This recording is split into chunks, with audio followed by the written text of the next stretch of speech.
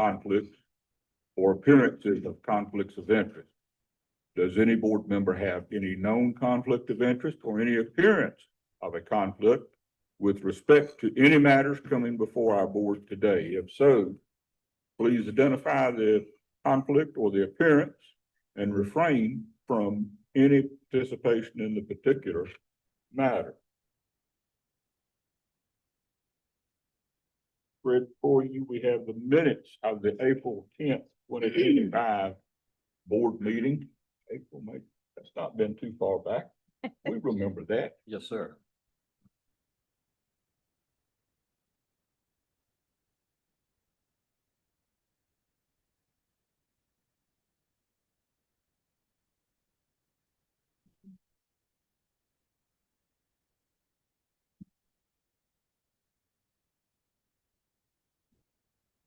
And amend. No.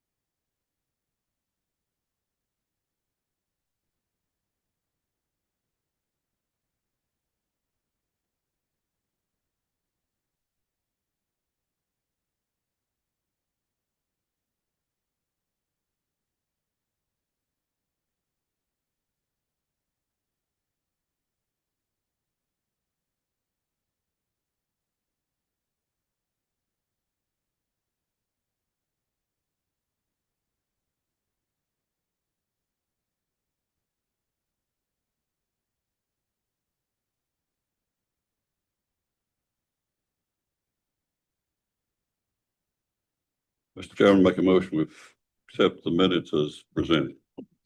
Second. We have a motion, and we have a second to accept the minutes of the April 10th Board of Elections meeting. Is there any discussion? I do have a question, if I may. Yes. From the last meeting, I believe our Madam Director shared that there were a total of 202 voters now lacking Social Security and or driver's license. Has that dissipated since then, or? We could check and Okay. can we report at Oh, the yeah, end? that's fine. Okay. I was just curious. Yeah. Thank you. Thank you. Is that a question on the minutes themselves? Or question about the It's minutes? it's a question about the minutes. And I'm sure the minutes are accurate, so I don't have any question about that. It's just what's happened between April and today. That's all. Oh, okay. Thank you. Any further discussion? If not, all those in favor for the motion to approve the minutes, please say aye. Aye. Aye. Minutes are approved.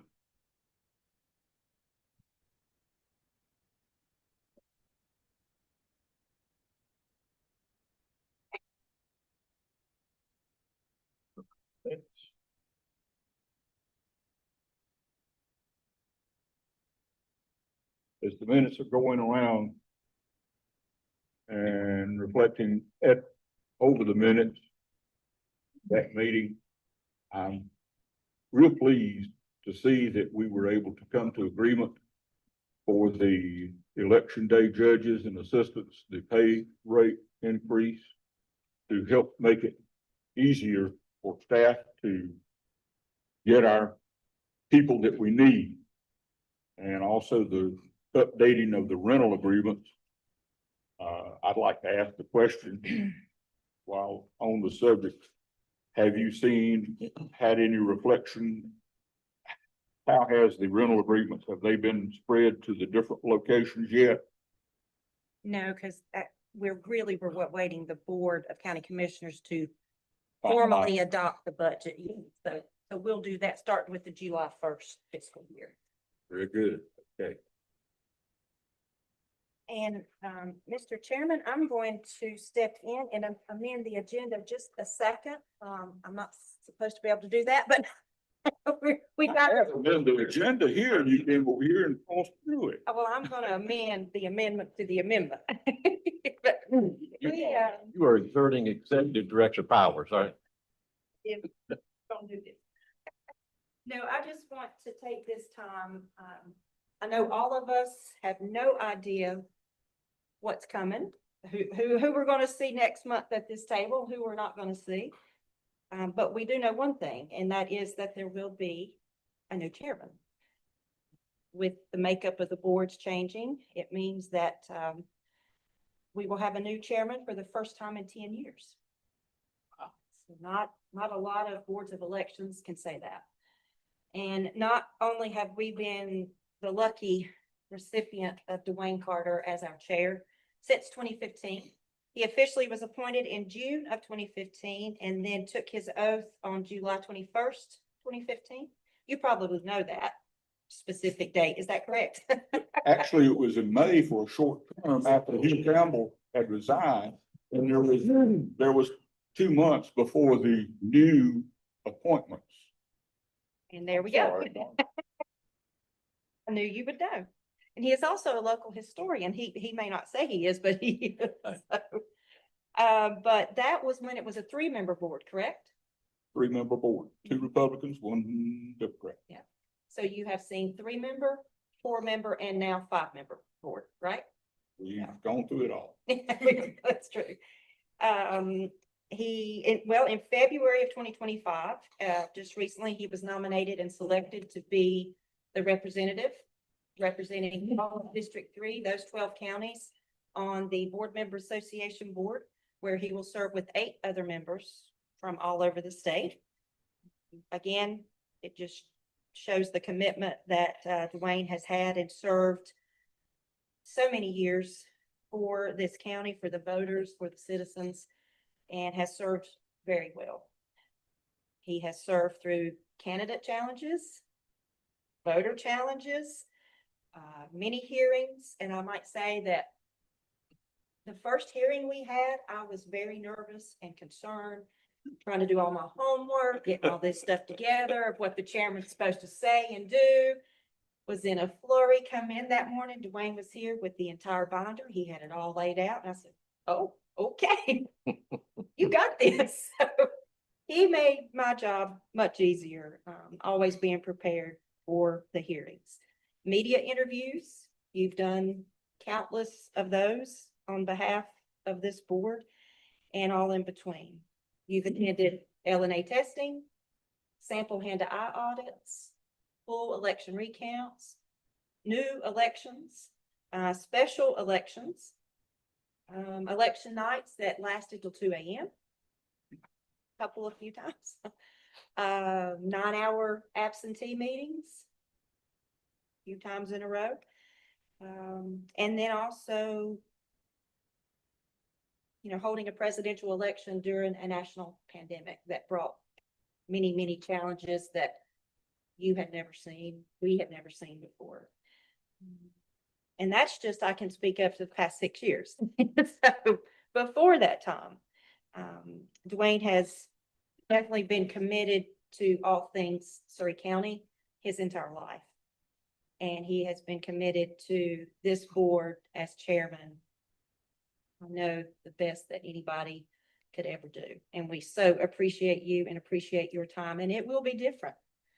Not having your voice, your passion, and your commitment that we have all grown to count on and admire. So we appreciate your leadership and all you have brought. And we have a plaque to honor. I'll read it. It says, "We hereby honor Dwayne M. Carter with this award in recognition for your many years of visionary guidance, exceptional leadership, and unconditional commitment, serving as chairman of the Surrey County Board of Elections from 2015 to 2025.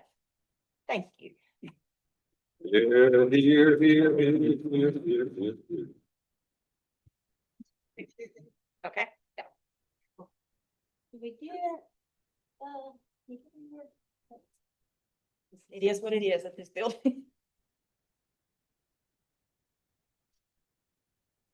Perfect. Thank you.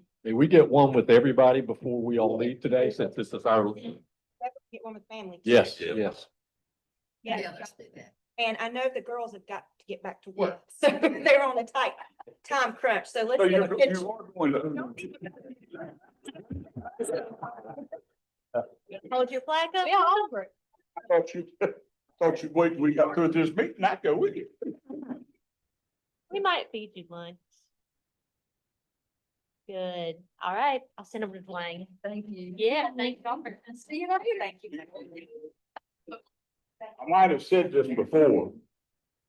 In one other association that I served for 28 years, we sort of had an inside joke that whenever we had someone that had been on a committee, served, and stayed there so long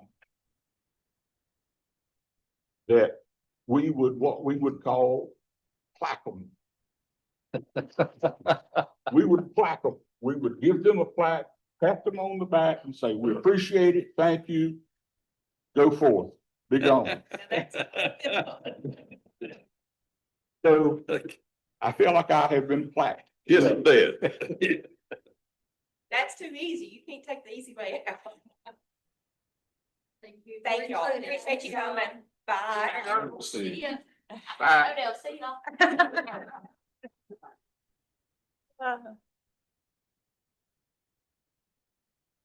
Hard to surprise you. He came in this and he said, "I sent that email to a lot of people and what's on the agenda?" That old one. Oh, my.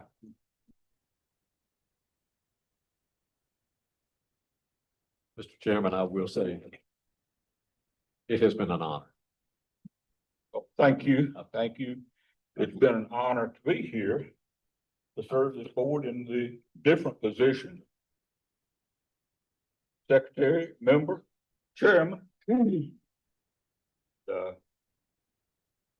it is time for someone else to come in and me go forth and, I wrangle this calf. yeah. That's about right.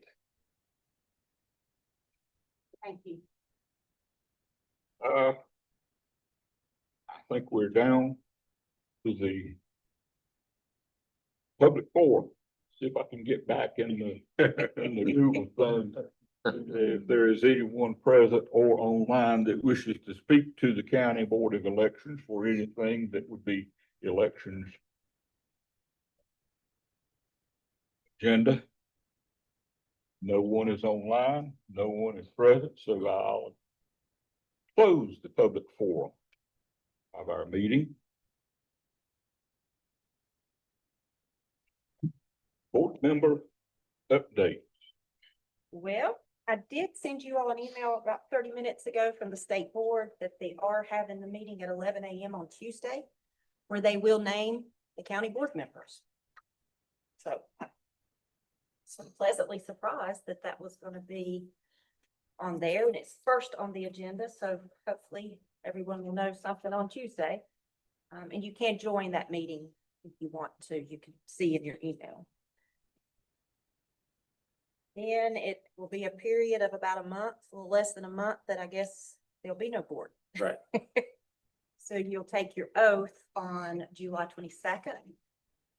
And that meeting will be at noon. And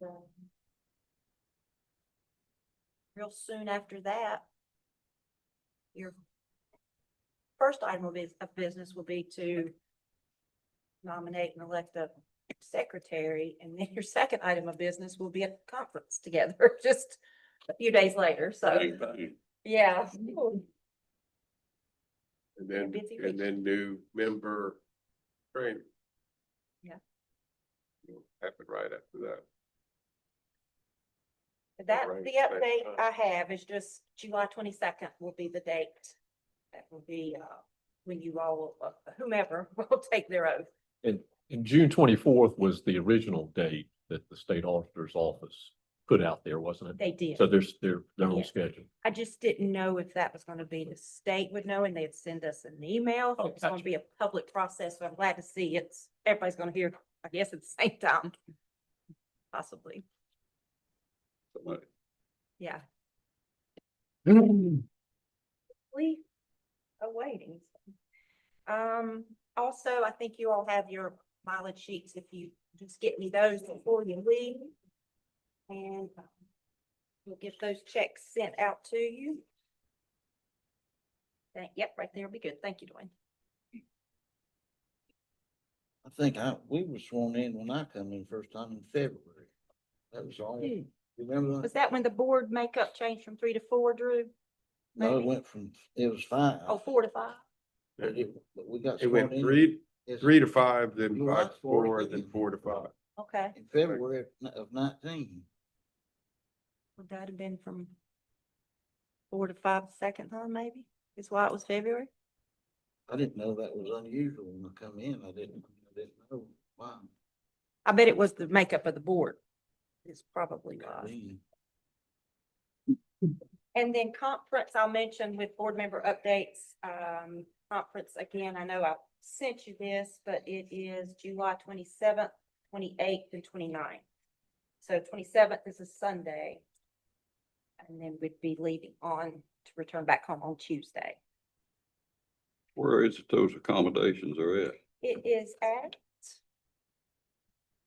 Embassy Suites in Wilmington, by Hilton. And It is adjacent to the convention center. So, be I mean, it's the close. almost connected, so. Easy walk.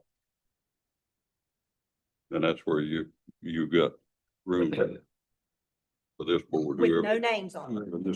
whoever It's a lot of rooms right now. So it looks like- And the rooms are unassigned as far as Yes. names. Yeah, just me. That's all it is right now.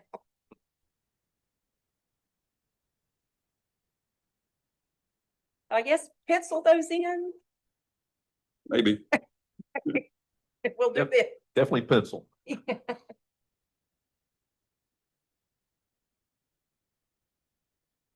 And that is all I have for board member updates. Question I have pertaining to yesterday's State Board of Elections meeting where 4 of the minor parties in the state were extinguished. I'm not gonna try to call them all, but it was not the Green Party, the Green Party clung on. But, Justice all for all, that- no names, Constitution, We the people. we the people. Yeah. They fell below the no threshold. label. For right-wing groups had gone and the left wing was still stable. Constitution, I had Andrew pull this morning. We have 5 registered. 3 registered with Justice for All, 95 no labels, and 7 we the people.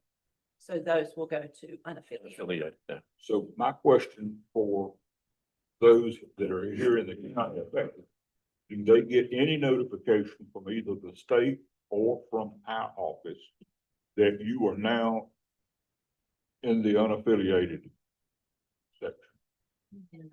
Not Yes. from us. When you change to a Okay. party.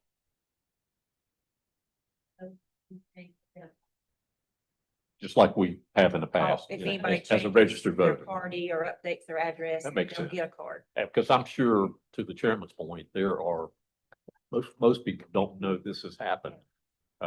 So, Sadly, though, too, a lot of people will not pay attention to those cards. no, But no additional like letter or anything, no, Dwayne. are we going to include this on the website and the Instagram page? You already got it covered, great, okay. We know how many, Way ahead of me, as always. do we know how many people this impacts and serve? Right, it's 5 Constitution, 3 Justice for All, 95 no labels, and 7 We the People. 95, no labels? 100, yeah, Surprise. Me too. people in 2024 thought No Labels was unaffiliated. They were I could see that. confused. And so. Well, yeah, no labels. So I Yeah, can, well, we can, that won't make a big difference because but that's, and a lot of people came in and said after the primary or after they voted in the primary or in here and said, something's not right. I'm not supposed to be. I've never heard of what I am. It's No Labels. that was my friend, Governor McCrory, initiative. Yeah, that's right. And he was also involved with that on the national, that was just He not was. on the state level, he active nationally to promote that. Very much so. He talked about it a lot on his radio program. Still, Yes, yes, still.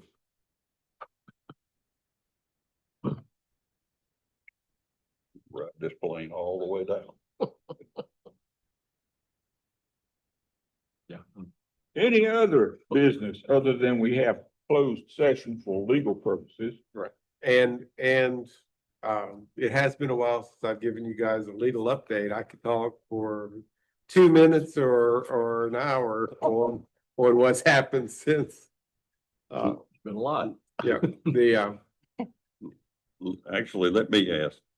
I do want to ask back what Jimmy was asking about when, on the minutes, because it sort of threw me a little bit. I thought you were asking about a correction of the Oh, minutes. I see. Your question about the 202, repeat that question now. My question was, between our last board meeting and this one, has that number been reduced? In other words, have they been validated Right. during the last couple of months?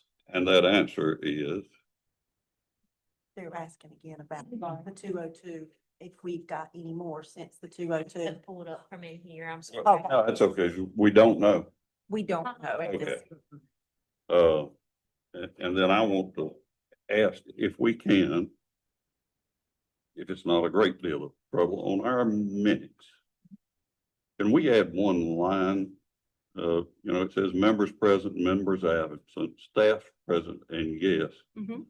Is it a great deal of trouble if we add one line there that simply, and I know it tells it in the first line there, that the members met on April 10th, but a bold line item that gives the date of the meetings, Okay. just so when you pick the minutes Oh, up gotcha. in Yeah, the header up there. Because I file these things. Yeah. Which is crazy, I know.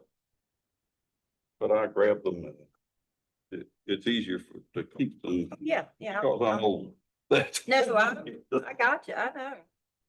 November is today's date. Let's try that again. When Thank I you. asked, is there something wrong with Paul? I got in too late, I don't know.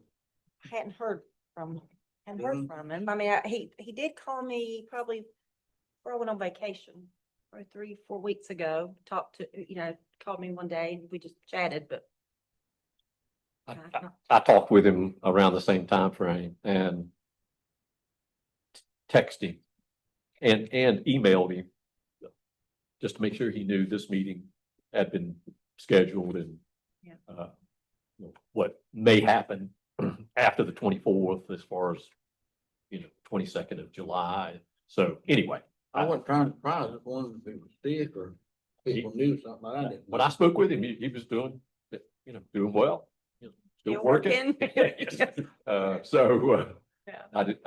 I didn't have any indication that he wasn't doing anything but well.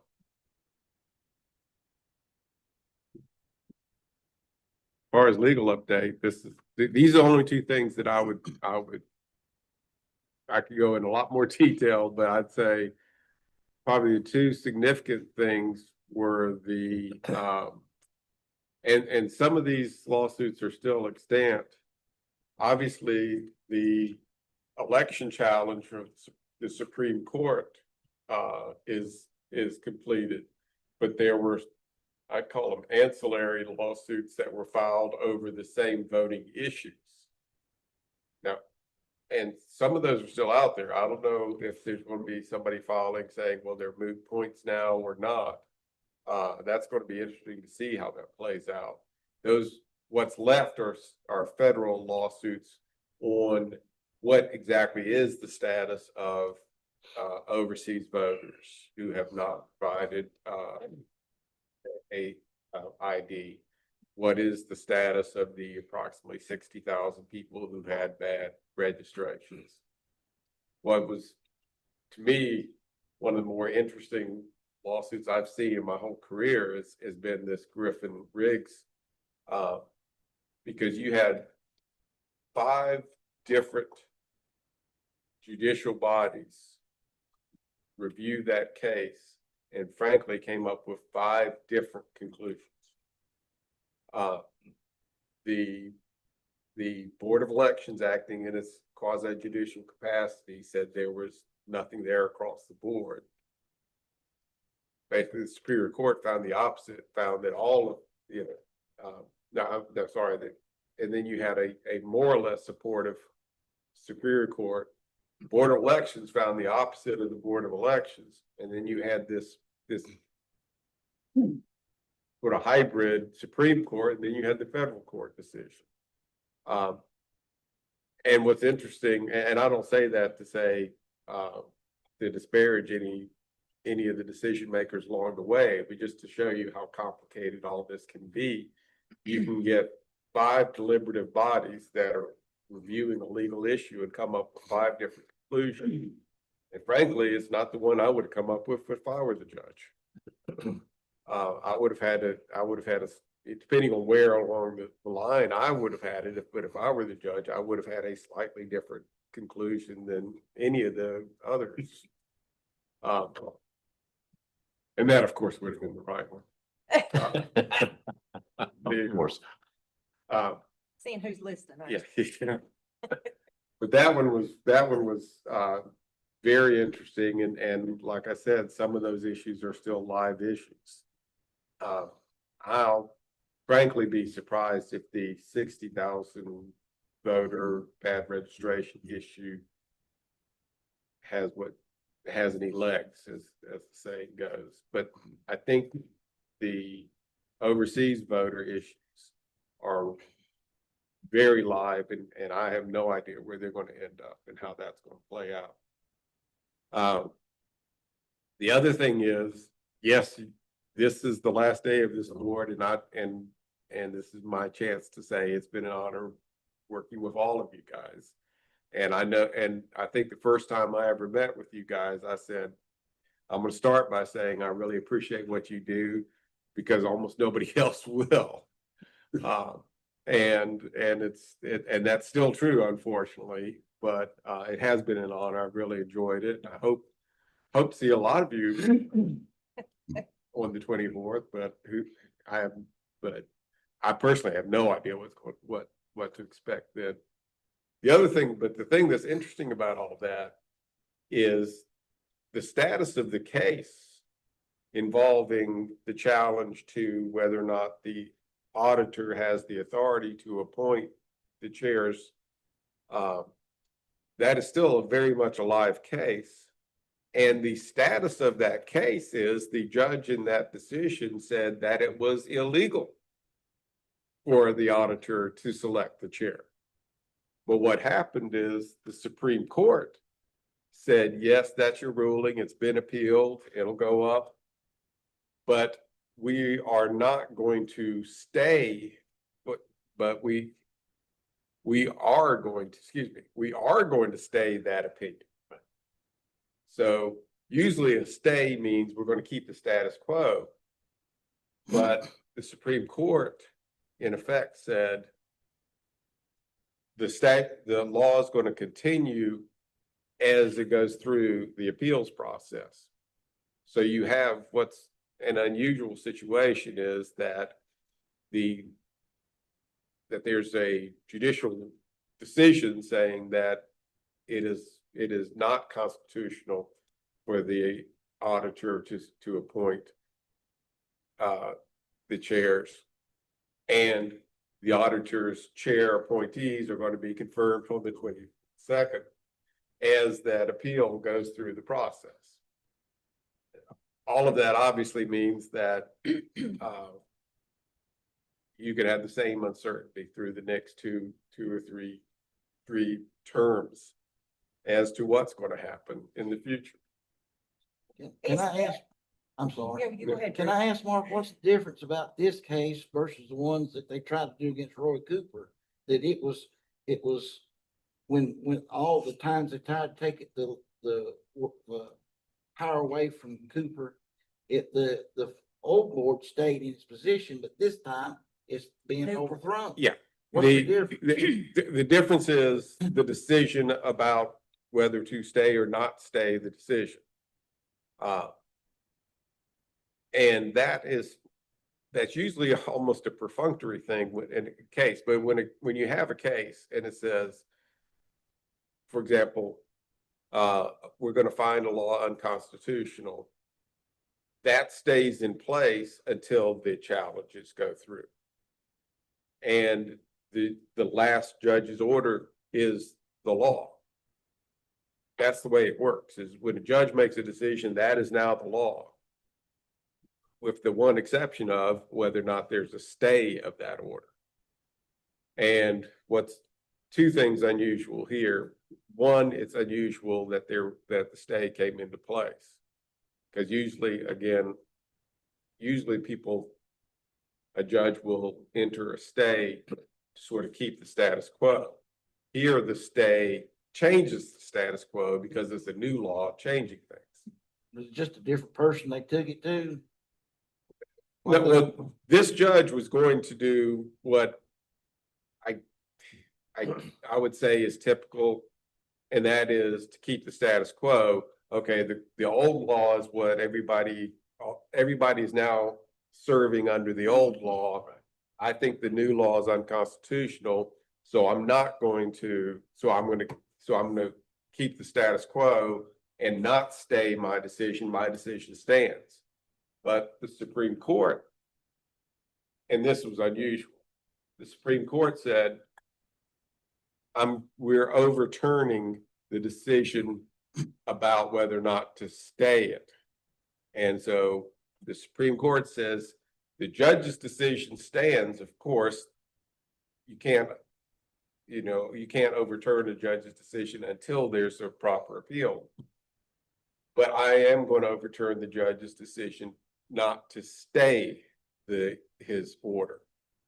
So the Supreme Court said, yes, Judge, you said that the auditor decision is unconstitutional, but we're going to put that decision on hold until it's appealed. And so the new law does take place because it's the law of the land, because the judge's order is held. So could this, since that's still a live appeal, what if after the 22nd of July, Two things could happen. And when I say a decision on appeal, I'm assuming that whatever the Court of Appeals does is just the step to the Supreme Court. And so we're going to wait on the Supreme Court. So if the Supreme Court upholds the judge's decision, then the Supreme Court has a really interesting case on its hand, because you've got all these chairs who are appointed under what the Supreme Court is now saying is an unconstitutional law. And they've got options at that point. They could say, okay, those appointments are now invalid and there's got to be new appointments made by the old law.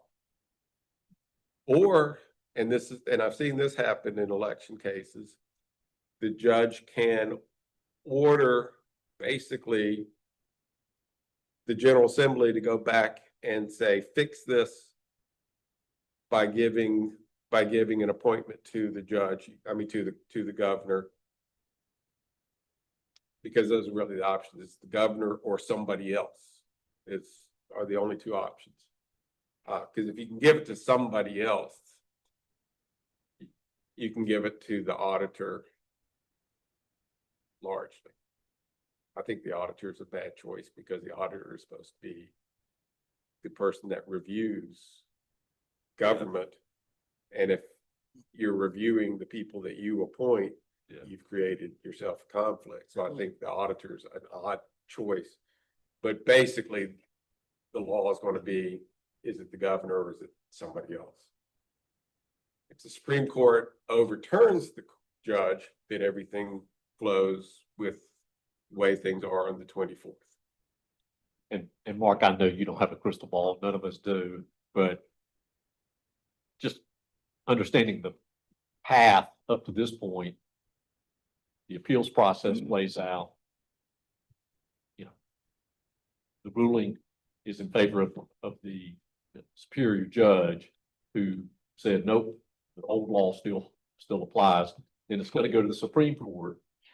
And knowing what they've already decided, is it likely, in your opinion, that the Supreme Court will say, you know, we've made our decision, it's gonna be the new structure and the state auditor maintains the authority. Yeah, I mean, if you were to ask me to put odds, I'd be surprised if the Supreme Court upholds the unconstitutionality of what the General Assembly appointed. One, because I guess the diplomatic way to say it is they haven't shied away from taking political stands. And the only thing that would give me pause is this Supreme Court actually in the Griffin versus Riggs sort of pointedly said this notion of 60,000 votes getting thrown out is clearly not illegal. There's clearly no stand for it. It just really kind of slapped that position down, which was surprising to me. Mhm. Not that they made the decision, but if you read the opinion, it slapped it down. It said, that's bad call, guys. And that was surprising to me.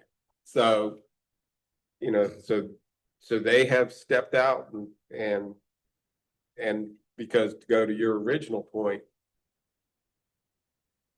this does not look very different from the prior cases that have dealt with the issue of separation of powers is how it's categorized, and basically is, are you undermining the administrative authority by doing it this way? And where the General Assembly's authority and the governor's, and where there is congressional authority versus administrative authority. And the prior cases have, if you apply the prior cases to this case, it's hard to see that this is much different. So, so the Supreme Court would have to overturn precedent. There's very few cases out there.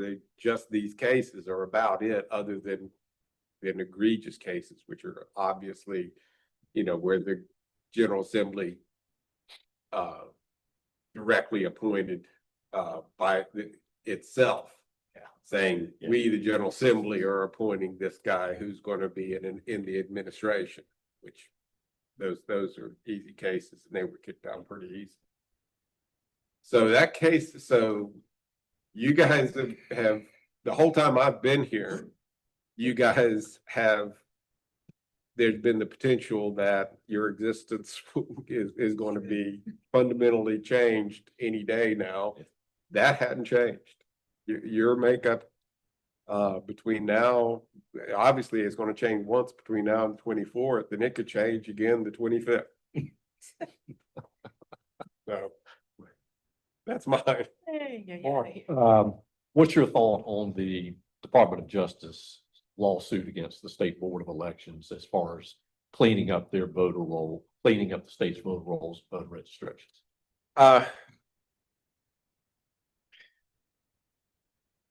And okay, how will that impact the 60,000 alleged voter registrations that are not totally valid?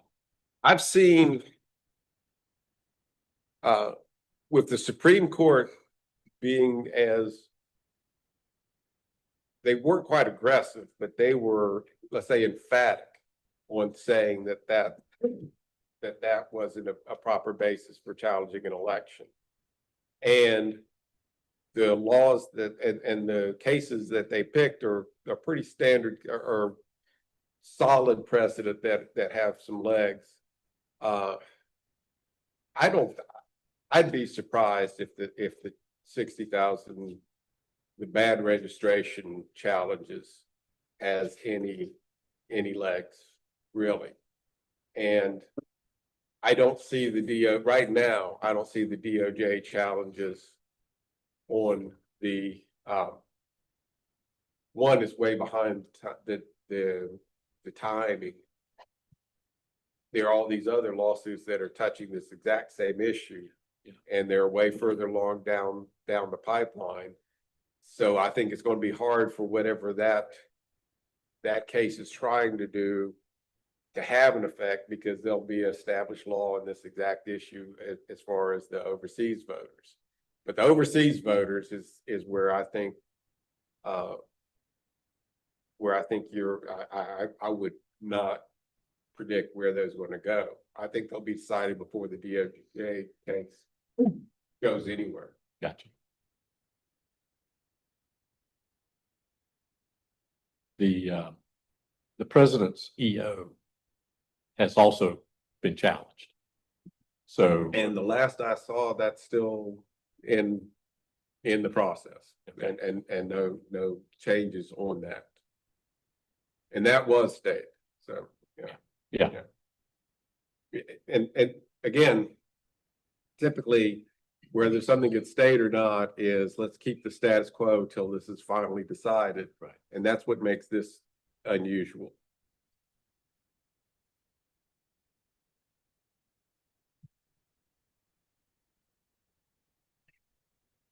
I could have given a CLE on the Griffin versus Riggs and talked for an hour before it became a moot case. So my files this thick. I feel like I blew a chance to chat. Well, it kind of goes opposite of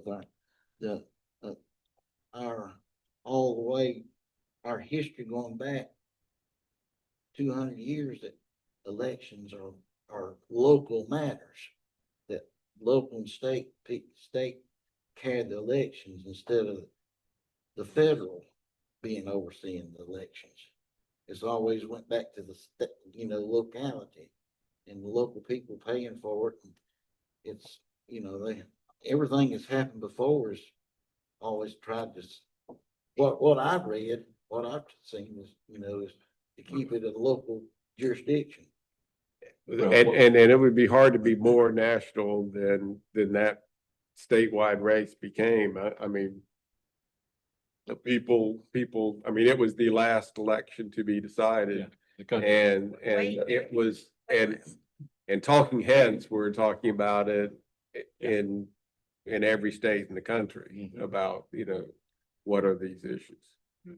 I think the biggest problem and the cause of the problem, because I'm reading about other states, Oregon's got a lawsuit against the state government and their board of elections for not following the NVRA federal law, National Voting Rights Act, and federal HAVA, and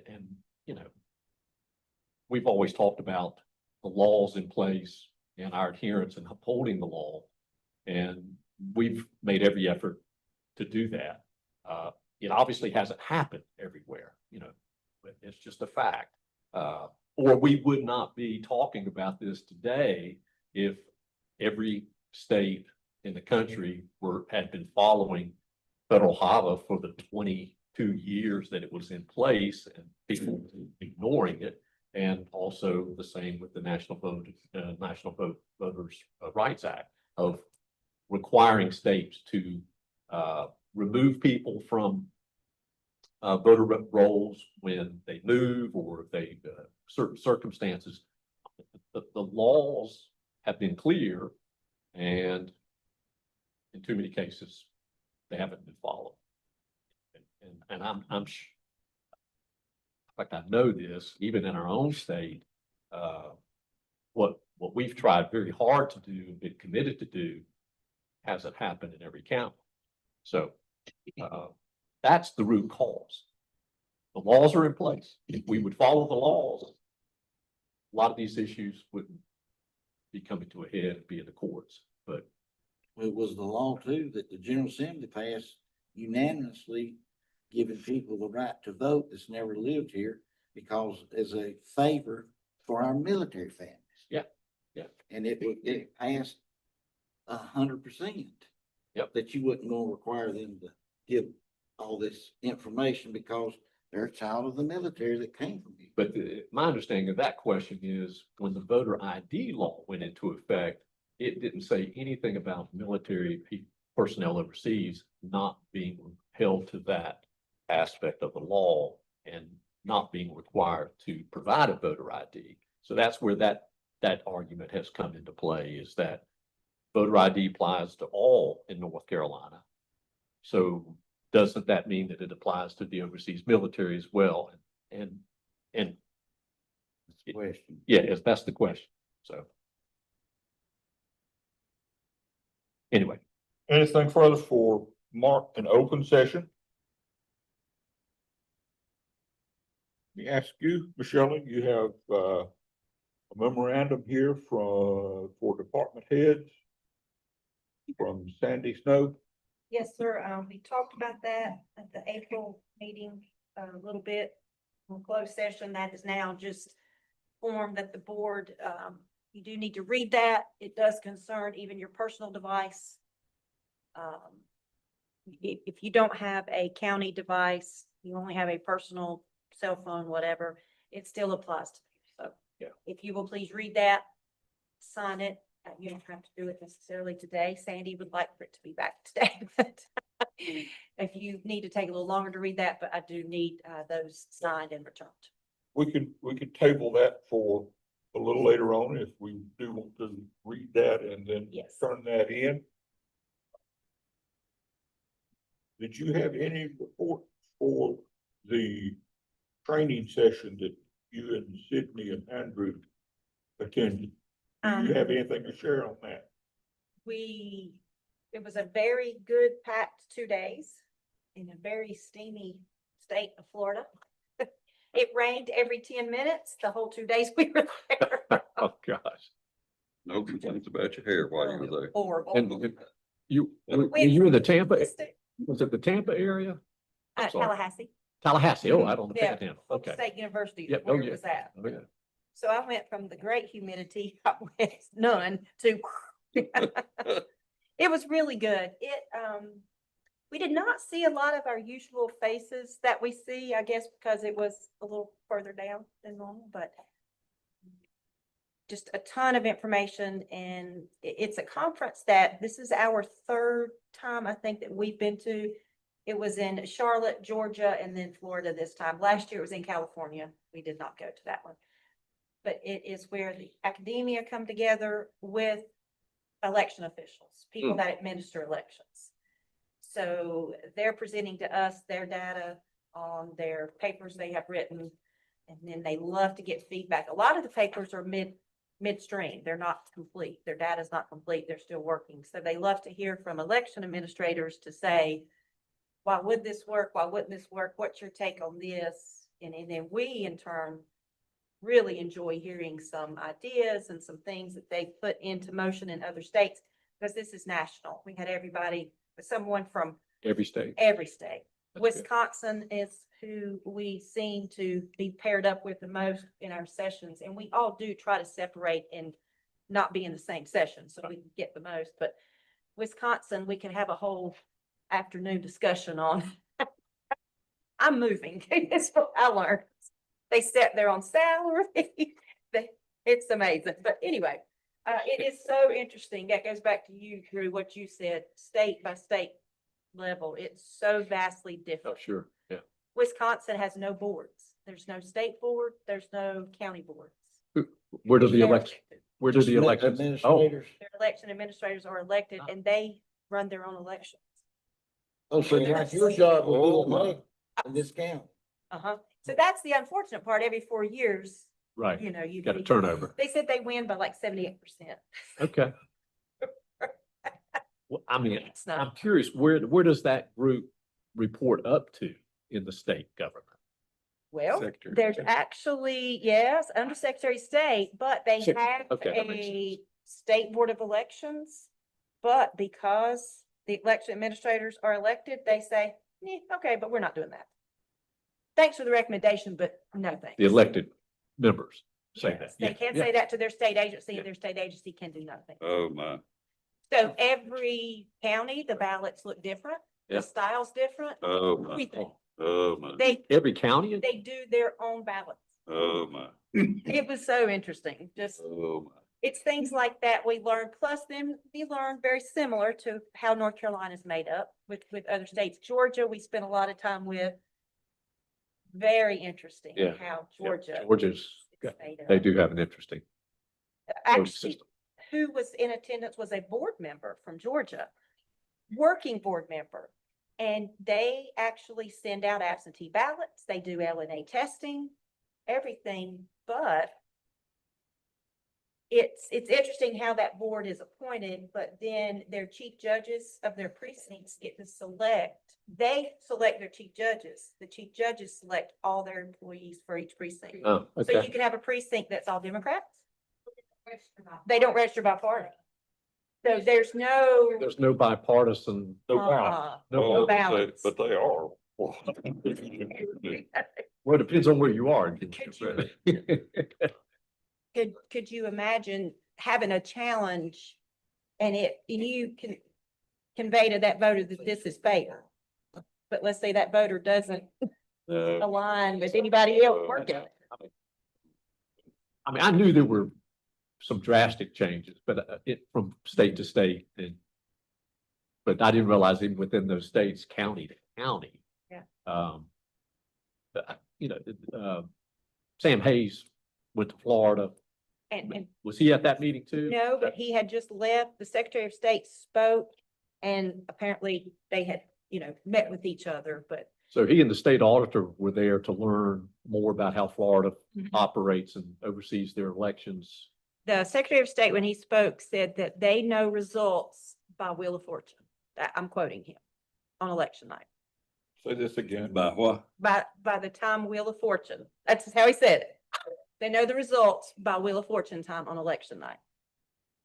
In I Florida, looked over at, Sid, you answered, Bruce was specifically. Was that come on like 7:30? Session, and I said, last time I checked, it comes on at 7. Yeah. And I thought I watched. Georgia, Florida would be just like us, same time zone. Right. So I'm like, I said, Hmm. It's still unofficial though. It's still unofficial results. Yeah. the people still vote. And they There's no, well, vote on paper ballots, don't they? mhm. Just like we do. Oh. Interesting. Very, very interesting. But it's always great to network. They have great, because there's so many students there, meals are provided. So every meal is a networking session and it really, Wisconsin, Texas was another one that we seem to always land with that group. Got a lot of information from, so very, very good contacts for sure. So I take it that the goal of this, the meeting is for, states to take information from this body, academia, for making recommendations, studies that are done, and use that to improve their Yes. elections process. And I think what we heard this time, for me, more than I've heard the prior years, is a lot of academia now, since 2020, are participating in being poll workers. Hmm. So that was we were happy to hear that. Yeah, Because if you do that, then you could already be in our world. A Yeah. little. I was gonna say, not to Right. knock academia, but I do have issues with academia, Yes. not understanding the real world. Mhm. The fact that they're working in the polls That's, We heard that more that's a good sign. than ever, but we pointed out, one of the professors that he was fantastic and he had worked twice in the polls, but he said, I told him I wasn't working this time because they couldn't put me at the same precinct I'd always worked at. See, he was like, and there you go. Well, Baby Well, steps. So Yeah. it's interesting after talking with all these folks from these other states doing what they do. And there's always room for improvement wherever you go. And certainly there is here Oh, yeah. with what we do in North Carolina. mhm. Oh, they all knew, But, everybody knew the Riggs Griffin case. I'm sure. I'm sure. but with that said, just listening to what you've described coming out of these other states and what these other folks do, how do you feel about what we do? How our elections are handled? Well, the three of us discussed this many times on that trip. There's not a lot of difference in what Florida does and we do. Already, what we already have in place. Now, Other we than can- other than they call it at 7 o'clock at night. It's just blown me away. again, that can't be official, so No. it's not really that much different. Do they It's use official's the, unofficial's unofficial. do they use the same machines that we use? I mean, That wasn't, I don't think that was ever said. okay. I guess don't- what I'm asking is this, maybe I didn't ask the question properly. We go to our state conferences. Right. And everybody, every county, all 100 counties conduct their election the same way, or the rules are the same for each of us. Right. But I consider what we do here in Surrey County, and I give credit to you and your staff for that. I consider what we do the gold standard for this state. I do. I genuinely believe that.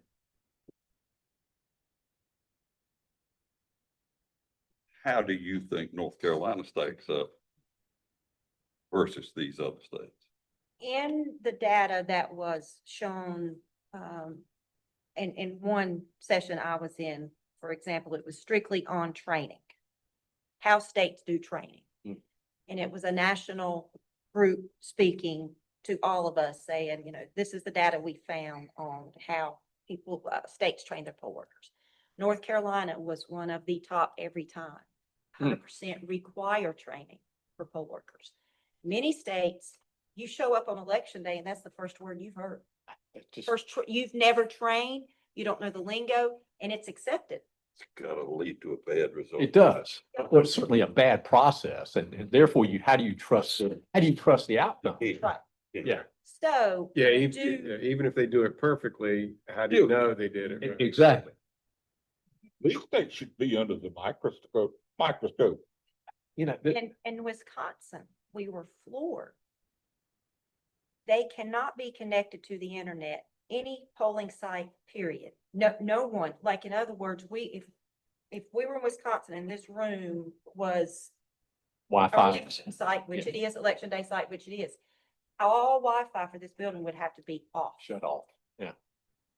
So there's no way anyone can be connected to the internet. But what they don't do is because on election day, I can come in because it's same day registration, election day. I come here and register at Dobson Combined, vote. I go to Mount Airy Combined, register, vote. I go here. There's no No communication. between- communication. Oh, Lordy. Where's that? And Wisconsin. And we, to that point, and Forget truthfully, North Carolina looks good. Yeah.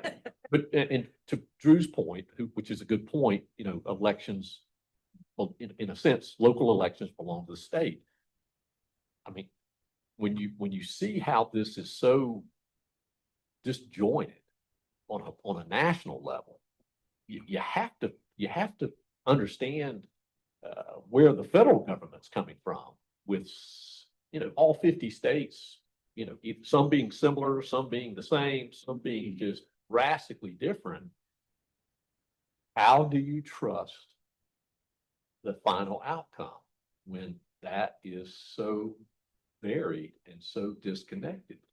and also it's how do you make people understand the process for just their state? Yeah. Because a lot of times on the news, national news, Yeah. what you're hearing does really not affect you, but you're Right. hearing it and you're believing it. Right, And you're right. thinking it's your state. It's And perception. how much media plays into it. Oh, What you said it multiple times Huge. through the From, conference. from both sides. Yeah, and what Influential. media you listen to, because exactly. Perceptions and not facts. I don't know, no, they can be, but they gotta be proved, you're right. And also back to Wisconsin, I said, so how do you do a manual edit? No, that their count is just in. It's counted. And so they're just prosecuted. I said, but your totals, if that person voted 6 times and those 6 votes stay? Mm-hmm. Oh, okay. I don't understand how that works. And then in Wisconsin, their absentee ballots are all kept until election day. No absentee meetings leading up. The staff sorts them 23 election day precincts. They pre-sort into stacks, take them on election day to each of the 23 precincts, and the poll workers feed them into the machines in between voters. That's the ballots. That's early votes or? No, or absentee. Absentees that are receiving. Same election day tabulator. No custody Efficient. chain of No. custody at all. It's whichever poll worker is available. And so I'm thinking about those voters behind that poll worker saying, they got like a whole stack of Yeah, ballots. looked like they'd been ballot harvesting, you know? They also do not register with the party in Wisconsin. Okay, Well, I guess we ought to be thankful for what we do have. No. It's North Carolina. Clark, like I said, it's gold standard. Yeah, Well, Clark, to sort of, in a long way, answer your question. We felt really good about North Carolina as a whole. It's not like you have every right to. Yeah, now, we also were very aware that North Carolina was very much, when we said where we're from, everybody's like, oh, I mean, that's what it was. Yeah. Yeah. Well, that's. the Griffin Riggs. Yeah. Oh, you're right. Yeah. Well, it's true. Well, Griffin Riggs and, gerrymandering case. And gerrymandering, that was mentioned. Yeah. Does Wisconsin have a? You do they attended, have did you a? attend the map one? I didn't. Do you know how they set up their districts? Is it through political parties or is it a commission? Like Well, I don't Pennsylvania- think that, I've never heard. Oh, you mean Pennsylvania's got it's got a commission set up to do, to set up Maps too, districts. uh-huh. That That really was never that's discussed. not like North Carolina. Mm-mm. If I may take Clark's good question one step further, what did you and Sydney gain from the conference that you thought were a good idea for this board to do within the framework of what the state will allow? Anything in particular, or? Well, we wrote down lots of training, yeah, I'm like, lots of training ideas. Okay, Oh, I know one thing, very, very small, but one presenter said that they always referred to the tabulator as a ballot scanner in all training materials, anything with the media, and that way it's not confusing to the voter or the poll worker. What is a DS-200? oh, yeah, That's a voting machine. What is that? No, Yeah. it just scans your ballot. I know So some, call it what it is, quit putting a title on it, refer to it as the ballot scanner, and people trust that much. that's me too. When you said it, it just resonated. Well, that explains exactly what the machine does. You can't manipulate. Exactly. It's a scanner. Yeah. It's not So I a said- voting machine. Right. And I said, we are changing all materials. We're gonna call it ballot scanner. Yeah. From all of us, Oh, well, all the poll workers, and hopefully the voters will see it. What is a DS-200? yeah, I think That sounds like a, that's a description we all should adopt, yeah. I really, said, because, in here all the way. yeah, in anything we put in writing about. The ballot Every time it's scanner. mentioned or printed, it needs to say ballot scanner. Yeah, So again, just a simple thing, but I think that will help build trust at yes, the basic level, yes, maybe. I like that. You know, just little things like that. You Sure. can, and at dinner, we picked up on a lot of things with different folks, just, just little things they do with training or whatever that we made notes on. So, but Okay. it was very, very good. The conference is always free. Oh, There's wow. never a charge. That might change. They did mention that it's sort of growing, but it's always free. That's great. How many They promote states were there? meals, Represented? and also, we got news that we could accept scholarship funding for the hotel because Paul Cox said it was a educational session, Yeah. so it was zero cost of hotel to the county as well. Wow. So airline tickets was it, and then I think we had like $60 and 2 meals they didn't cover. So, yeah, it's really a good conference. How many Very states you good. think were there? It was over, they said a little over 200 people at this conference. Charlotte and Georgia was a lot bigger, just volume of people, but, and it could have been just the timing was a little different. They knew the humidity was going to be there. We'll see. No offense to anybody in Florida, but I can't. Florida's not my place. Nah. Fun place to visit, but I wouldn't want to live there. Is there any other business for open session? Before we go into closed session, something that I've had, it's been tucked away in a file for several years, and it's something other that I picked up. I did not write it, but it's something that I picked up and I said, this is a mirror reflection of how I feel. And as this is my last meeting as chairman, I'm going to take privilege to take just a few minutes to read this, if you don't mind. Please. My county is the place where my home is found, where my business is located, and where my vote is cast. It is where my children are educated, where my neighbors dwell, and where my life is chiefly lived. It is the home spot for me.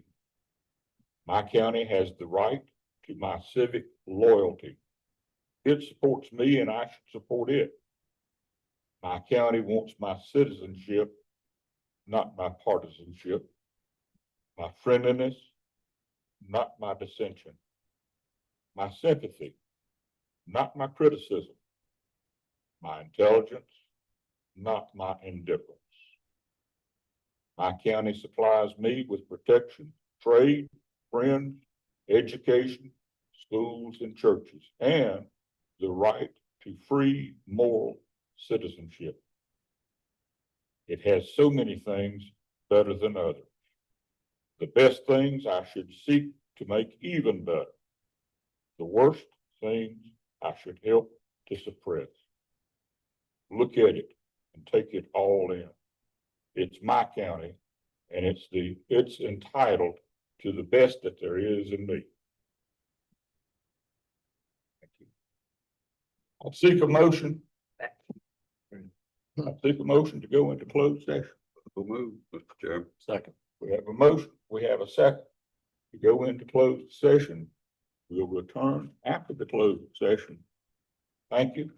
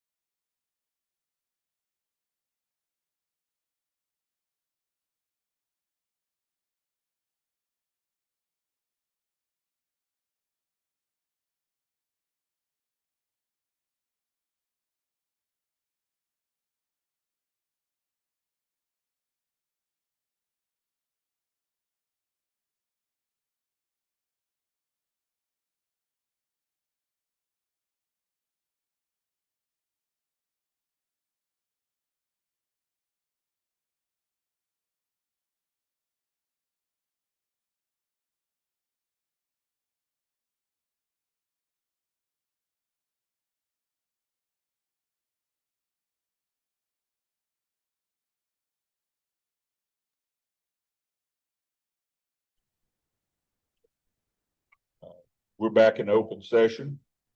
And we took no action, no votes in the closed session that we went into for legal purposes.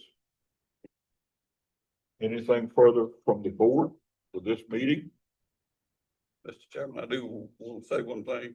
Had the privilege, as some of our board members did, to attend a function on Monday night of this week honoring Mr. Brown, his 50 years of service to this board, the Board of Elections of Surrey County, and his service. And I know we all wish that we could have been there.